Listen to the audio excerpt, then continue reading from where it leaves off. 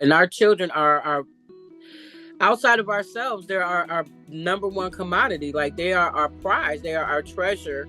And, we have to invest in them however we are able to, but to give them the most of us as possible. This is that simple. 100%. And then make that add insult to injury. Parents have to work, so they can't pour in as much as they would like to pour in. Exactly. Especially Black parents. If So I you had damned if you do, damned if you don't. Yeah. If I had it to do all over again, because I really didn't learn that my passion was education until like this year when I started tutoring. I'm like, this is it. I don't have to do anything else in my life. Like, I can do this to live. But I was always the nanny. I was always the neighborhood mom. I was always teaching and educating. I was always on the scene with my sons. If I had to do it all over again, I would have opened up my own daycare and grown with them in order to be able to suffice, handpick who was going to be around them, and educate them at the same time and earn a living. If I had to do it all over again. I know that with O.M.A and Millie, when I was good in school. I was a straight A student, but I remember seeing how people that weren't doing so well, how they were treated.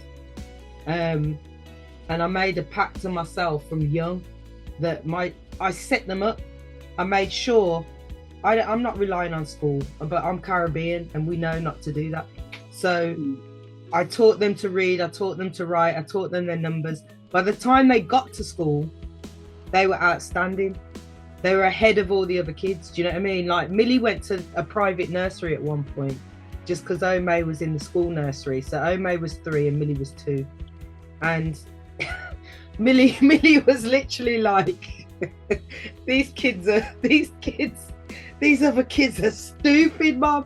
Do you know what I mean? You got Millie like talking in big sentences and putting on her coat and they're goo goo gaga. We had to take her out because it was detrimental to her development. You know what I mean?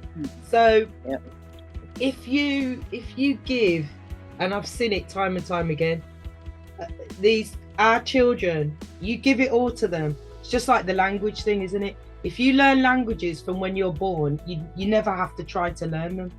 If I try to learn now, it's a much bigger. So it's the same with all of that, numeracy, literacy, whatever. My child knows how to be independent. I use gaming. Most people, the game, you got the kids on the game. Because the neighborhood was so rough and I didn't want my son to join a gang, he became a gamer.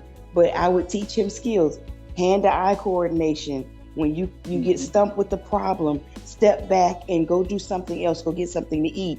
Then when you come back, he would be able to beat that level of the game. So I tried to use the stuff that kids liked in an educational manner. And that's why my son I wouldn't say he's thriving, because all kids his age are struggling right now because of not being able to afford apartments, groceries, gas, and all of that stuff. But at least he has some idea of what it's going to take to navigate the system.